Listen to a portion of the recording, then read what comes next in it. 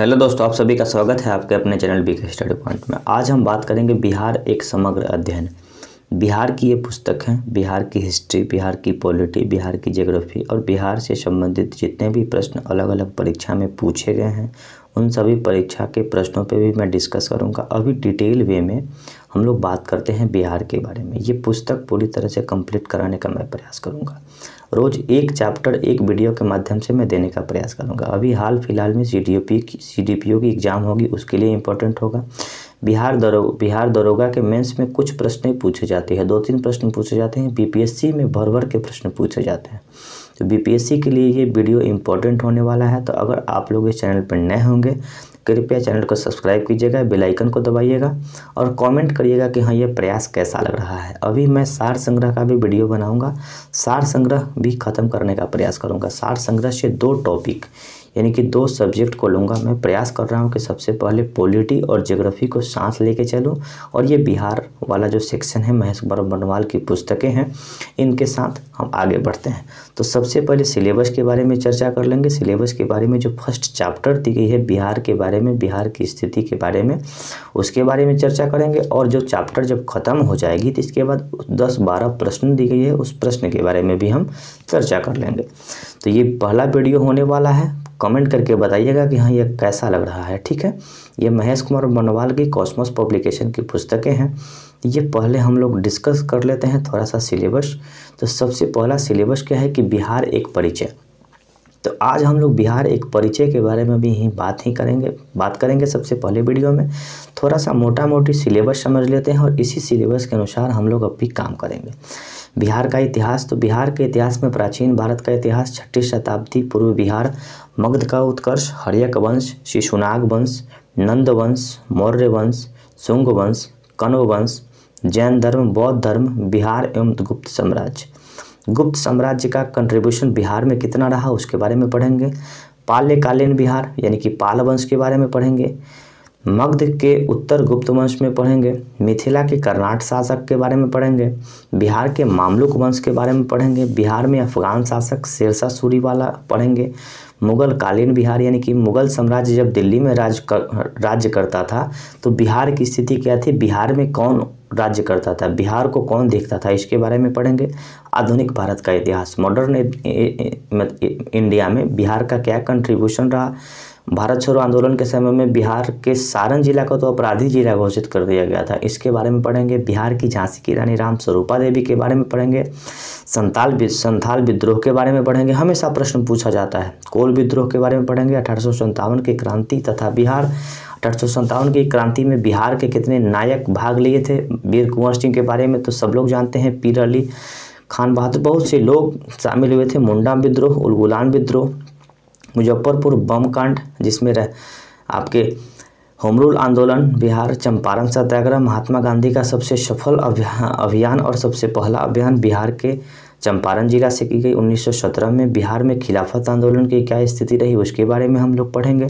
बिहार में असहयोग आंदोलन, साइमन कमीशन तथा बिहार सविनय अवज्ञा आंदोलन, पटना सचिवालय गोलीकांड, स्वतंत्र भारत का उदय और बिहार राज्य का गठन।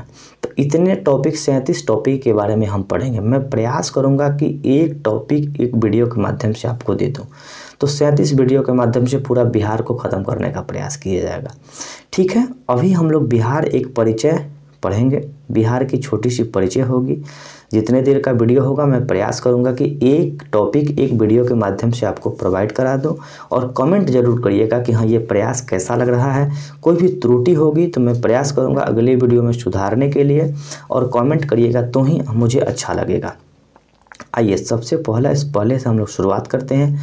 बिहार पूर्वी भारत का एक राज्य है जो गौरवशाली अतीत से समृद्ध है। यह अनेक शताब्दियों तक शक्ति, शिक्षा एवं संस्कृति का महान केंद्र रहा। जो प्राचीन मगध साम्राज्य का केंद्र, नंद, मौर्य और गुप्त आदि महान वंशों का राज्य स्थली तथा चंद्रगुप्त मौर्य, बिंदुसार, अशोक एवं समुद्रगुप्त आदि महान शासकों की कर्मभूमि भी रही। नालंदा एवं विक्रमशिला जैसे विश्वविद्यालय के माध्यम से शिक्षा का वैश्विक केंद्र बना, जहां विश्व के अनेक देशों के छात्र एवं विद्वान विभिन्न विषयों की शिक्षा प्राप्त करते थे। बुद्ध, महावीर, कौटिल्य एवं आर्यभट्ट आदि महान विभूति कि इस भूमि ने बिहार के इतिहास एवं संस्कृति के निर्माण में महत्वपूर्ण भूमिका निभाई है। तो बिहार बहुत से लोगों की भूमि है, बहुत इतिहास लिखा जाता है। तो अगर इतिहास लिखा जाए, अगर बिहार की इतिहास ना लिखा जाए तो इतिहास अधूरा रह जा सकता है, ऐसा कहा जा सकता है। बिहार शब्द का अपभ्रंश, देखिए मैं आपको थोड़ा सा बात इसके मतलब कि बाहर से भी बताने का प्रयास करूँगा। बिहार जो हम लोगों का शब्द है, तो बिहार जहाँ बौद्ध लोग रहा करते थे ना, उस क्षेत्र को विहार बोला जाता था। और बिहार का परिवर्तित रूप, अपभ्रंश रूप बिहार है। ठीक है, बौद्ध बिहार शब्द का अपभ्रंश है जिसका अर्थ निवास। बिहार महात्मा बुद्ध का ज्ञान प्राप्त स्थल है तथा बौद्ध धर्म का जन्म स्थान है। बौद्ध धर्म के प्रचार के समय यहाँ बड़ी संख्या में बौद्ध विहार का निर्माण हुआ। बौद्ध विहार मतलब कि जहाँ पे बौद्ध भिक्षु रहा करते थे, उस स्थान को बौद्ध विहार कहा जाता था, जहाँ बौद्ध भिक्षु निवास करते थे। इसी कारण से इस क्षेत्र को बिहार यानी विहार कहा गया। ठीक है, बिहार भौगोलिक रूप से आर्द्र जलवायु वाले पश्चिम बंगाल तथा उप आर्द्र जलवायु वाले उत्तर प्रदेश के मध्य स्थित है। राज्य की यह विशिष्ट अवस्थिति राज्य की जलवायु, अर्थव्यवस्था और संस्कृति के विषय में एक संक्रमणशील स्थिति प्रदान करती है। बिहार के उत्तर में नेपाल, दक्षिण में झारखंड की सीमा बनाती है। ठीक है, अब हम समझ लेते हैं थोड़ा सा बिहार के बारे में। बिहार में 38 जिले हैं। बिहार के उत्तर में नेपाल है, इसको थोड़ा सा मैं छोटा कर लेता हूँ। बिहार के उत्तर में नेपाल है, दक्षिण में झारखंड है और पश्चिम में उत्तर प्रदेश है और पूरब में पश्चिम बंगाल है। अब आपको मैं बता दूं कि बिहार की जो मैप है, बिहार की जो लंबाई है, उत्तर से दक्षिण की लंबाई 435 किलोमीटर। 2 डिजिट आपको याद करना है, 345 और 483। महात्मा बुद्ध का जन्म हुआ था 483 में। तो याद रखिएगा कि महात्मा बुद्ध बिहार से और भारत की पूरी चौड़ाई उन्होंने तय कर दी थी ज्ञान से, अपने प्रवचन से। ठीक है ना, तो चौड़ाई जो बिहार की जो चौड़ाई है 483 किलोमीटर और लंबाई जो है यानी कि पूरब से पश्चिम की जो लंबाई है ये आपका 483 और उत्तर से दक्षिण की जो लंबाई है 345 किलोमीटर है। ठीक है, हम लोग बात कर लेते हैं कुछ चीज़। पश्चिम बंगाल से कौन कौन सी जिला लगी है तो उसके बारे में मैप पे बढ़िया से पढ़ेंगे। ठीक है ना, अभी थोड़ा सा इसके बारे में, ये बिहार की थोड़ी सी परिचय है जो कि हम लोग पढ़ लेते हैं। राज्य के मध्य से प्रवाहित होने वाली नदी गंगा इसे 2 असमान मैदानों में विभाजित करती है। बिहार एक पूर्ण स्थल आबाद राज्य है, यानी कि लैंडलॉक स्टेट है बिहार। ठीक है, यद्यपि कोलकाता बंदरगाह पश्चिम बंगाल के माध्यम से समुद्र तक पहुंच जाती है। बिहार के गठन के बारे में बात कर लेते हैं। तो बिहार का गठन वर्ष 1911 में दिल्ली में आयोजित शाही दरबार में बिहार एवं उड़ीसा के क्षेत्रों को बंगाल से पृथक करके 12 दिसंबर 1911 ईस्वी को एक नए प्रांत के रूप में गठित करने की घोषणा की गई। परिणाम स्वरूप 1 अप्रैल 1912 को पृथक प्रांत के रूप में बिहार राज्य की स्थापना की गई। 1 अप्रैल 1912 को पृथक प्रांत के रूप में बिहार की स्थापना की गई। चूंकि 22 मार्च 1912 को बिहार उड़ीसा सहित प्रांत का गठन किया गया और संबंधित अधिसूचना जारी की गई, इसीलिए 22 मार्च को बिहार दिवस के रूप में हम लोग मनाते हैं। यानी कि अधिसूचित किया गया, पेपर पे साइन की गई, इसलिए 22 मार्च को। अलग हुआ था 1 अप्रैल 1912 को ही, लेकिन आधिकारिक रूप से 22 मार्च 1912 को उड़ीसा सहित, जिस समय बिहार में उड़ीसा था उस समय 22 मार्च 1912। और देखिए मैं थोड़ा सा बता दूं आपको कि बिहार, बंगाल, उड़ीसा तीनों एक ही साथ रहा करता था। ठीक है, झारखंड में एक ही साथ था, झारखंड तो बाद में अलग हुआ। तब पहले बिहार बंगाल अलग हुआ, बिहार और उड़ीसा एक साथ रहने लगा। 1936 में उड़ीसा बिहार से अलग हुआ और बिहार और झारखंड एक साथ रहा करता था। 2000 ईस्वी में झारखंड अलग हुआ और अपना बिहार फिर से ये बना। इसलिए प्रतिवर्ष 22 मार्च को बिहार दिवस के रूप में मनाते हैं। ठीक है, 1 अप्रैल 1936 को बिहार उड़ीसा से पृथक हो गया, यानी कि उड़ीसा और बिहार एक ही साथ था 1912 में।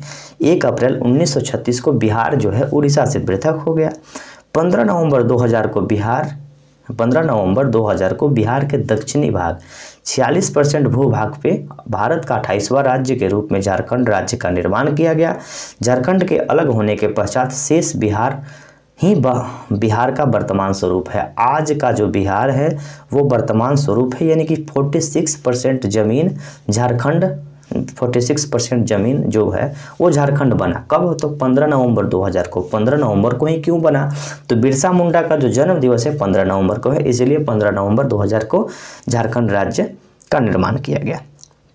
भौगोलिक अवस्थिति भी बिहार की कितनी है? तो 24 डिग्री, 24, 20 और 10 इस तीनों डिजिट याद रखना है। उत्तरी अक्षांश में और आपको पूर्वी देशांतर में याद रखना है कि पूर्वी देशांतर में है तो पूर्वी देशांतर में मोबाइल नंबर की तरह याद रखना है 24, 20, 10 और 7 बढ़ाने के बाद 7 बढ़ाएंगे तो 27, 31 और 15। फिर यहाँ पे देख सकते हैं कि 83, 5, 88 इस तरह से कुछ लॉजिक लगा के इसको याद रखिएगा। 83, 19, 15 पूर्वी देशांतर और 88, 17, 40 पूर्वी देशांतर में है भौगोलिक अवस्थिति।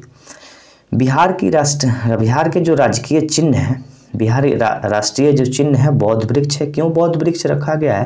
क्योंकि महात्मा बुद्ध को ज्ञान प्राप्त जो है ना पीपल के वृक्ष के नीचे ही मिले थे, इसीलिए बौद्ध वृक्ष बिहार का राजकीय चिन्ह है। राजकीय पक्षी क्या है? तो राजकीय पक्षी गौरैया है। राष्ट्रीय पुष्प क्या है? यानी फूल गेंदा है। और राष्ट्रीय प्रतीक में राष्ट्रीय पशु जो है हम लोगों का बैल है। बिहार किससे संबंधित बात कर रहे हैं? राष्ट्रीय पक्षी राष्ट्रीय मछली जो है देसी मांगुर मछली है। और राष्ट्रीय वृक्ष जो है ये पीपल का वृक्ष है। आपको यहाँ सबसे पहली बार मैंने बताया, यहाँ देख सकते हैं आप लोग, ये जो राष्ट्रीय जो चिन्ह है ना बोधि वृक्ष के दोनों साइड में स्वास्तिक का चिन्ह बना है, ये राष्ट्रीय चिन्ह है, ठीक है। और ये हम लोगों का जो पीपल का जो पेड़ है ये राष्ट्रीय वृक्ष है। तो चिन्ह भी पीपल है और वृक्ष राष्ट्रीय जो वृक्ष है वो भी पीपल है। अब हम लोग बात कर लेते हैं बिहार के जनगणना के बारे में थोड़ा सा, क्योंकि आज बिहार का परिचय ही तो कर रहे हैं। तो बिहार की जो स्थापना हुई थी 1 अप्रैल 1912 को की गई थी, लेकिन आधिकारिक रूप से 22 अप्रैल को ही बिहार दिवस मनाते हैं। ज्यामितीय आकृति जो बिहार की जो आकृति है आयताकार है। बिहार का जो क्षेत्रफल है याद रखिएगा 94,163 वर्ग किलोमीटर। और पूरे भारत का क्षेत्रफल कितना है? तो 32,87,263 वर्ग किलोमीटर। जैसे आपको भारत का क्षेत्रफल का कितना % भाग ये ज़मीन है? तो 2.86। भारत के कुल क्षेत्रफल का हिस्सा 2.86 है। क्षेत्रफल की दृष्टि से भारत का स्थान 13वां नंबर स्थान पे आता है, ठीक है। उत्तर से दक्षिण की लंबाई, तो उत्तर से दक्षिण की लंबाई 345 किलोमीटर और पूरब से पश्चिम की लंबाई 483। महात्मा बुद्ध से रिलेट करिएगा, 483 याद रहेगा। औसत वर्षा कितनी होती है बिहार में? तो 125 सेंटीमीटर होती है। समुद्र तल से ऊंचाई कितनी है? औसत ऊंचाई तो 173 फीट 53 मीटर है, ठीक है। जनसंख्या संबंधी आंकड़े 2011 के आंकड़े पे हम लोग बात करते हैं तो कुल जनसंख्या 10,40,99,452 यानी कि 11 करोड़ के आसपास में बिहार की जनसंख्या है। बिहार की कुल जनसंख्या का प्रतिशत कितना है? तो जनसंख्या का जो परसेंटेज है पूरे भारत में ये 8.60 है, जो कि भारत में तीसरे नंबर पे आता है। सबसे पहले नंबर पे कौन? आपका उत्तर प्रदेश, तब महाराष्ट्र और तब अपना बिहार आता है। तीसरे नंबर पे जनसंख्या के दृष्टिकोण से आता है। कुल पुरुष की जनसंख्या, तो देखिए परसेंटेज याद रखना होगा कि 52% पुरुष हैं और 47% महिलाएं हैं, ठीक है। 52% पुरुष हैं और 47% महिलाएं हैं। अब यहाँ पे कुछ बात इस चीज़ को नहीं भी याद रखिएगा तो आप लोग को काम चल जाएगा। कुल शिशु ये सब नहीं याद रखना है, बहुत ना याद भी नहीं होगा। हाँ, ये अच्छा प्रश्न है। जनसंख्या की दशकीय वृद्धि यानी कि 10 साल में कितनी वृद्धि हुई है? तो वृद्धि 25.1% की वृद्धि 10 सालों में दर्ज की गई, जो कि भारत में 6ठे स्थान पे है। ऐसा प्रश्न हमेशा BPSC डालता है। जनसंख्या की औसत वृद्धि ये भी कोई खास क्वेश्चन नहीं है। हाँ, ये क्वेश्चन बढ़िया है कि सर्वाधिक दशकीय वृद्धि वाला जिला यानी कि सबसे ज़्यादा 10 साल में वृद्धि जनसंख्या में किस जिला में हुआ? तो मधेपुरा में हुआ है। और न्यूनतम दशकीय वृद्धि वाला जिला यानी कि सबसे कम 10 साल में वृद्धि करने वाला जिला गोपालगंज है। और सर्वाधिक जनसंख्या वाला जिला पटना है, ठीक है। सबसे ज़्यादा जिला पटना में, इसलिए देखते भी होंगे कि पटना की जनसंख्या बहुत ज़्यादा है, देखने में भी लगती है। 58,38,465 जनसंख्या है न्यूनतम जनसंख्या बिहार की किस जिले की है? तो शेखपुरा की है, 6,36,342। क्षेत्रफल की दृष्टि से सबसे बड़ा जिला, तो क्षेत्रफल की दृष्टि से सबसे बड़ा जिला पश्चिमी चंपारण है। इसकी जो क्षेत्रफल कितनी है? तो 5,228 वर्ग किलोमीटर है। क्षेत्रफल की दृष्टि से सबसे छोटा जिला जो कि शिवहर है, 443 वर्ग किलोमीटर। जनसंख्या घनत्व, तो जनसंख्या घनत्व का मतलब क्या होता है कि 1 वर्ग मीटर में कितने लोग निवास करते हैं? तो 1106 व्यक्ति प्रति वर्ग किलोमीटर, यानी कि 1 वर्ग किलोमीटर में इतने 1106 लोग रहते हैं, जो कि ये पूरे भारत में बिहार का प्रथम स्थान आता है। ठीक है, जनसंख्या घनत्व में बिहार का प्रथम स्थान है। कुल ग्रामीण जनसंख्या, तो बिहार में ग्रामीणों की सबसे ज़्यादा जनसंख्या है, 88.7% ग्रामीण जनसंख्या है और शहरी जनसंख्या 11.3%। जो भी मैं टिक किया हूँ बोल्ड मार्कर से, उसको थोड़ा सा ध्यान रखिएगा। और इसका जो PDF है मैं टेलीग्राम पे डाल दूंगा। टेलीग्राम का लिंक डिस्क्रिप्शन बॉक्स में मैं आपको दे दूंगा। कुल ये सब भी याद करने की चीज़ नहीं है, PDF से आप लोग पढ़िएगा। कुल पुरुष जनसंख्या शहरी 62 लाख ये आपका है, और कुछ खास नहीं है। जन्म दर ये भी नहीं याद रखिएगा, हाँ ये याद रख सकते हैं। शिशु मृत्यु दर 61 प्रति 1000 जीवित जन्म। देखिए मातृ मृत्यु दर कितनी है? तो मातृ मृत्यु दर 331, 1 लाख जीवित जन्म पर, यानी कि 1 लाख जीवित बच्चे जब जन्म लेते हैं तो उनमें से मातृ मृत्यु दर यानी कि माताओं का मृत्यु हो जाता है, तो 331 माताओं का मृत्यु हो जाता है। लेकिन इसमें धीरे धीरे कमी आ रही है। अब जब 2021 वाला जो 2022 में जो जनगणना होगी तो ये सब आपको कम देखने को मिलेगा। ये प्रश्न अच्छा है कि अधिकतम अनुसूचित जाति की जो सबसे ज़्यादा संख्या है गया में है 30%। न्यूनतम अनुसूचित जाति तो शिवहर जिला में है। और सर्वाधिक अनुसूचित जनजाति अनुसूचित जाति वाला जिला का प्रतिशत 30%, और जो है न्यूनतम अनुसूचित जाति वाला प्रतिशत ये आपका जो जिला है किशनगंज है। राज्य की कुल जनसंख्या में अनुसूचित जातियों का प्रतिशत, तो पूरे बिहार में अनुसूचित जाति यानी कि SC शेड्यूल कास्ट की जो संख्या है 15.72% है। और ST की जो जनसंख्या है आपका अधिकतम अनुसूचित जनजाति वाला जिला प्रतिशत, तो पश्चिमी चंपारण यानी कि ST शेड्यूल ट्राइबल्स की जो जनसंख्या है सबसे ज़्यादा किस जिले में है? तो पश्चिमी चंपारण में है। कितना? तो 6.4% है। ठीक है, न्यूनतम अनुसूचित जनजाति वाला जिला तो ये शिवहर है। तो शिवहर में 2 प्रश्न आ सकते हैं, न्यूनतम अनुसूचित जाति और न्यूनतम अनुसूचित जनजाति, दोनों में न्यूनतम स्थान पे है।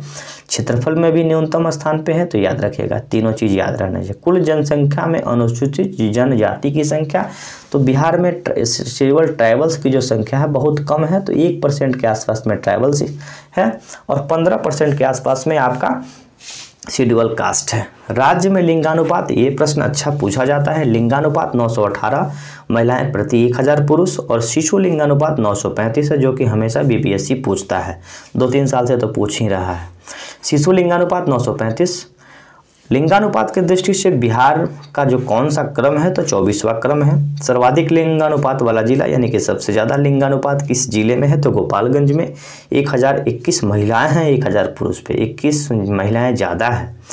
और न्यूनतम लिंगानुपात वाला जिला मुंगेर है 876। सर्वाधिक नगरीय जनसंख्या वाला जिला यानी कि सबसे ज़्यादा शहरीकरण वाला जिला पटना है, और न्यूनतम शहरीकरण वाला जिला जो है नगरीकरण वाला जिला समस्तीपुर है। राज्य की कुल साक्षरता दर कितनी है? तो 61.8% सेंटीमीटर बोल रहे हैं। राज्य की कुल साक्षरता दर 61.8%, याद रखिएगा। पुरुषों की जो साक्षरता दर है, लिटरेसी है, ये 71% और महिलाओं की 51% है।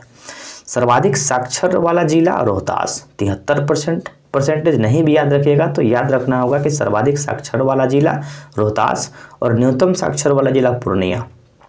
साक्षरता की दृष्टि से बिहार का जो क्रम है सबसे नीचे वाले पावदान पे आता है, जो 35वां नंबर स्थान पे आता है। सर्वाधिक पुरुष साक्षरता दर में रोहतास, न्यूनतम साक्षरता दर में पुरुष में पूर्णिया, और सर्वाधिक महिला में भी रोहतास है, और न्यूनतम साक्षरता दर महिला में सहरसा आता है। एक चीज़ एक्स्ट्रा याद रखना होगा कि न्यूनतम साक्षरता दर यानी कि मिनिमम लिटरेसी रेट महिलाओं में तो सहरसा, राजकीय भाषा क्या है? तो राजकीय भाषा हिंदी है और द्वितीय राजकीय भाषा उर्दू है। बिहार दिवस कब मनाया जाता है? तो बिहार दिवस आपको 22 मार्च को मनाया जाता है। राष्ट्रीय मेघा दिवस, तो राष्ट्रीय मेघा दिवस 3 दिसंबर को मनाया जाता है। मेघा दिवस क्यों मनाया जाता है? तो 3 दिसंबर को डॉक्टर राजेंद्र बाबू का जन्म दिवस मनाया जाता है। बिहार विद्यालय परीक्षा समिति ने डॉक्टर राजेंद्र प्रसाद के जन्म दिवस पर 3 दिसंबर को प्रत्येक वर्ष मेघा दिवस के रूप में मनाने का निर्णय लिया। डॉल्फिन दिवस 5 अक्टूबर को मनाया जाता है। राज्य की प्रार्थना क्या है? तो बिहार राज्य की प्रार्थना है, मेरी रफ्तार पे सूरज की किरणें नाच करे। बहुत अच्छा गीत है, जरूर गूगल करके सुनिएगा। राज्य गीत भी बहुत अच्छा है, मेरे भारत का कंठहार तुझको सत सत बंदन बिहार, तो वाल्मीकि का रामायण तो तुलसी की करुणा है। बहुत सुंदर गाना है।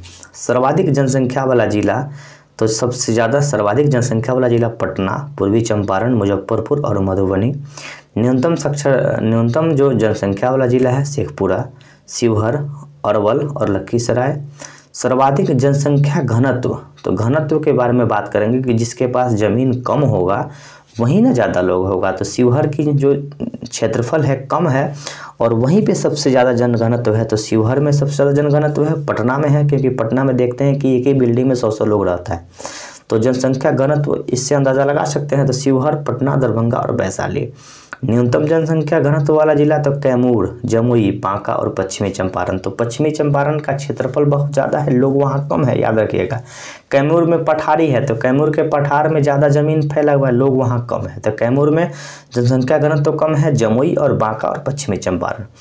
सर्वाधिक क्षेत्रफल वाला जिला, तो सबसे ज़्यादा क्षेत्रफल किस जिला का है? पश्चिमी चंपारण, गया, पूर्वी चंपारण और रोहतास।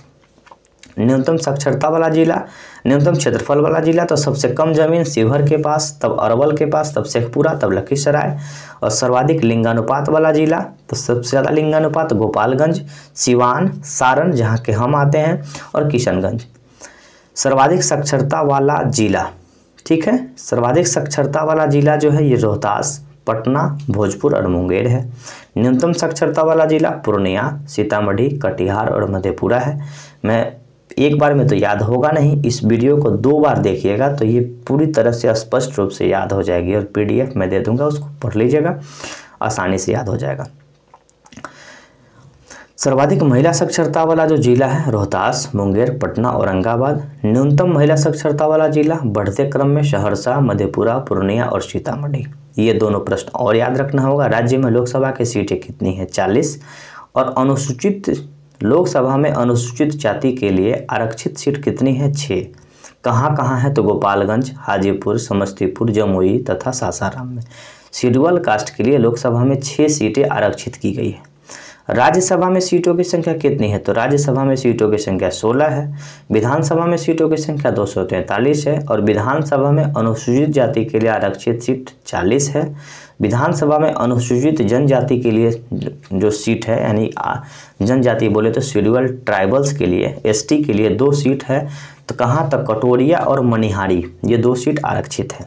विधान परिषद में सदस्यों की संख्या 75 है। राज्य की विधायिका द्विसदनीय। द्विसदनीय का मतलब क्या होता है कि जहाँ विधान सभा भी हो और विधान परिषद भी हो। तो बिहार में विधानसभा भी है और विधान परिषद भी है। बिहार में प्रमंडल की संख्या कितनी है? तो 9 प्रमंडल है। पटना, सारण, मगध, दरभंगा, तिरहुत, पूर्णिया, कोसी, भागलपुर और मुंगेर। बिहार में कितने जिले हैं? तो बिहार में 38 जिले हैं। 38वां जिला कौन है? तो अरवल है। अनुमंडल की संख्या कितनी है? तो अनुमंडल की संख्या 101 है। उच्च न्यायालय कहाँ पे है? तो पटना में है। राष्ट्रीय पार्क कै गो है? तो 1 राष्ट्रीय पार्क है, तो वाल्मीकि नगर राष्ट्रीय पार्क जो कि पश्चिमी चंपारण जिला में है। यहीं पे बाघ अभ्यारण्य भी है। सबसे गर्म जिला कौन सा है? तो गया है। और सबसे ठंडा जिला कौन है? तो गया है। गर्म और ठंडा दोनों है। सबसे कम वर्षा वाला जिला औरंगाबाद। सर्वाधिक वर्षा वाला जिला किशनगंज, ठीक है, याद रखिएगा। सबसे बड़ी सिंचाई परियोजना गंडक परियोजना, गंडक नदी पे ही अवस्थित है। और बिहार की थोड़ा सा हिस्ट्री के बारे में जान लेते हैं। बस इस वीडियो को अब समाप्त करने का प्रयास हम करेंगे। तो बिहार की हिस्ट्री के बारे में, बिहार में प्रागैतिहासिक स्थल और ऐतिहासिक स्थल। प्रागैतिहासिक स्थल का मतलब क्या होता है कि जहाँ पे खुदाई करने के बाद कुछ साक्ष्य प्राप्त हुए और उसी साक्ष्य के आधार पे बिहार की हिस्ट्री के बारे में बात की जाती है। तो ये प्रागैतिहासिक स्थल कहाँ से मिले हैं थोड़ा सा हम लोग देख लेते हैं। चिरांद, मुंगेर, जो कि चिरांद सारण में है, छपरा जिला में है, ठीक है ना। छपरा के बाद, छपरा के आसपास ही पड़ता है, छपरा के पास पड़ता है। चिरांद, मुंगेर, सारण, चेचर, वैशाली, सोनपुर जो कि सारण में है, मनेर पटना में है, राजगीर, नालंदा, पाटलिपुत्र जो कि पटना, बराबर की पहाड़ी आदि स्थानों पे कुछ न कुछ साक्ष्य मिला है। ऐतिहासिक स्थल कहाँ कहाँ है, तो ऐतिहासिक स्थल में 3 भागों में बांट दिया गया है। प्राचीन पाषाणकालीन स्थल, मध्य पाषाणकालीन स्थल और नव पाषाणकालीन स्थल। प्राचीन काल में कुछ स्थल मिले जो कि ऐतिहासिक काल की है, तो मुंगेर, नालंदा, कैमूर की पहाड़ी। मध्यकाल में कुछ मिले तो मुंगेर, नालंदा, नवादा और जमुई। और नव पाषाण काल में कुछ स्थल मिले हैं तो चिरांद जो कि छपरा में पड़ता है, श्वेतपुर वैशाली में पड़ता है, सेनुआर रोहतास में पड़ता है, मनेर जो कि पटना में पड़ता है। तो इन सब स्थानों पे कुछ कुछ साक्ष्य के आधार पे मिले हैं। सारण के बारे में मैं आपको बता दूं कि सारण का नाम सारण क्यों पड़ा, तो सारण नामक स्थान पे मृग का हड्डी बहुत सारा मिला है। तो मृग जब खुदाई हो रही थी तो मृग यानी कि हिरण की हड्डी सब बहुत सारा मिली। तो हिरण जहाँ पे रहते हैं ना, उस स्थान को सारंग बोलते हैं। जहाँ पे हिरण निवास करती है, जैसे जहाँ पे बौद्ध भिक्षु रहा करते थे उसको विहार बोला जाता था, और जहाँ पे मृग यानी कि हिरण निवास करती है उस स्थान को सारंग बोला जाता है। उसी का परिवर्तित रूप, अपभ्रंश रूप सारण है। तो सारण जिला का भी नाम इसी के आधार पर पड़ा। तो इस वीडियो में इतना ही है। अब क्वेश्चन है, कुछ प्रश्न है जो कि 10 प्रश्न दी गई है, और इस प्रश्न के बारे में हम बात कर लेते हैं ताकि अच्छे तरीक़ा से आप लोग इसको देख लीजिएगा। राज्य के निर्माण का कालक्रम, झारखंड राज्य का क्रम कौन सा है। देखिए, झारखंड राज्य जब बना ना तो 28वां राज्य था, ठीक है। 29वां राज्य कौन बना, तो तेलंगाना बना। लेकिन अब यूटी, जम्मू कश्मीर के तो यूटी बना दिया गया, तो झारखंड अब 27वां राज्य होगा, और आपका तेलंगाना जो है ये 28वां राज्य होगा। तो इस टिक कर दिया हूँ, लेकिन इसको आप लोग करेक्शन करिएगा। बिहार की भौगोलिक स्थिति कौन सी है, तो देखिए याद कैसे रहेगा, तो 24, 20, 10, 27, 31, 15। उत्तरी अक्षांश में देखिए पूरब से जो पश्चिम वाले जो स्थान है, जो हॉरिजेंटल जो लाइन है, और वर्टिकल यानी कि क्षैतिज जो लाइन है उसको अक्षांश रेखा कहा जाता है। तो अक्षांश रेखा की कितनी है, उत्तरी अक्षांश पे अवस्थित है, तो 24, 20, 1 नंबर जो ऑप्शन है अक्षांश रेखा है, और जो 2 नंबर ऑप्शन है ये देशांतर रेखा है। मैं यहाँ पे टिक कर दिया हूँ ताकि 2 क्वेश्चन आपको क्लियर हो पाए। बिहार में भारत की जनसंख्या के कितने % लोग निवास करते हैं, तो 8.6% लोग यहाँ पे निवास करते हैं। वर्ष 2001 से 2011 के मध्य में बिहार की दशकीय वृद्धि कितनी हुई है, तो 25.4% की वृद्धि हुई है, जो कि 6ठे स्थान पे है। वर्ष 2011 की जनसंख्या के अनुसार बिहार में न्यूनतम दशकीय वृद्धि वाला जिला, तो सबसे कम जो वृद्धि हुआ है कहाँ पे 10 साल में, तो गोपालगंज में हुआ है। बिहार की कुल जनसंख्या में अनुसूचित जातियों की संख्या कितनी है, तो 15.9%, और अनुसूचित जनजाति बोले तो ST, ये SC की संख्या है। शेड्यूल कास्ट की जो संख्या है पूरे जनसंख्या का 15.9%, और शेड्यूल ट्राइबल्स की जो जनसंख्या है 1% के आसपास है। बिहार विधानसभा में अनुसूचित जनजाति यानी ST, शेड्यूल ट्राइबल्स की जो आरक्षित सीट है 2 है, ठीक है। बिहार का 38वां जिला कौन सा है, तो 38वां जिला अरवल जिला है। बिहार में प्रमंडलों की संख्या कितनी है, तो 9 प्रमंडल है, हम लोगों ने बात कर लिया है। और जनसंख्या घनत्व के मामले में भारत में बिहार का कौन सा स्थान है, तो जनसंख्या घनत्व के मामले में प्रथम स्थान पे है, 1106 है। घनत्व के बारे में बता दिए कि आपको 1 वर्ग किलोमीटर में जितने लोग निवास करते हैं उसी को हम लोग जनसंख्या घनत्व कहा जाता है। और बिहार में शहरी जनसंख्या का परसेंटेज, तो शहरी जनसंख्या 11.3%, और ग्रामीण जनसंख्या मैंने यहाँ पे अंकित कर दिया है 88.7 सेंटीमीटर, यानी कि बिहार में ग्रामीण जनसंख्याओं की संख्या ज़्यादा है, और इसका आंसर भी यहाँ पे छुपी हुई है। तो इस क्वेश्चन का टिक भी कर दिया हूँ ताकि सहूलियत हुआ समझाने में। और ये वीडियो कैसा लगा कमेंट करके ज़रूर बताइएगा। जिन लोगों भी देखेंगे तो कमेंट अवश्य कीजिएगा, ताकि कमेंट करने के बाद कमेंट पढ़ेंगे तो हमको और भी अच्छा लगेगा और आगे भी काम करने का मौका मिलेगा। मैं फिर आपको बता दूं कि 37 टॉपिक है, 37 वीडियो के माध्यम से मैं आपको कंप्लीट करने का प्रयास करूँगा। और कोई वीडियो छोटा हो तो कम भी वीडियो हो सकता है। तो 37 टॉपिक है, 37 टॉपिक नहीं है, टॉपिक तो बहुत कम है, 37 पेज नंबर के आधार पे ये दी गई है, ठीक है ना। तो घबराना नहीं है और मेरे साथ बने रहिए। कैसा लगा वीडियो कमेंट करके जरूर बताइएगा। धन्यवाद, फिर मिलते हैं। जय हिंद।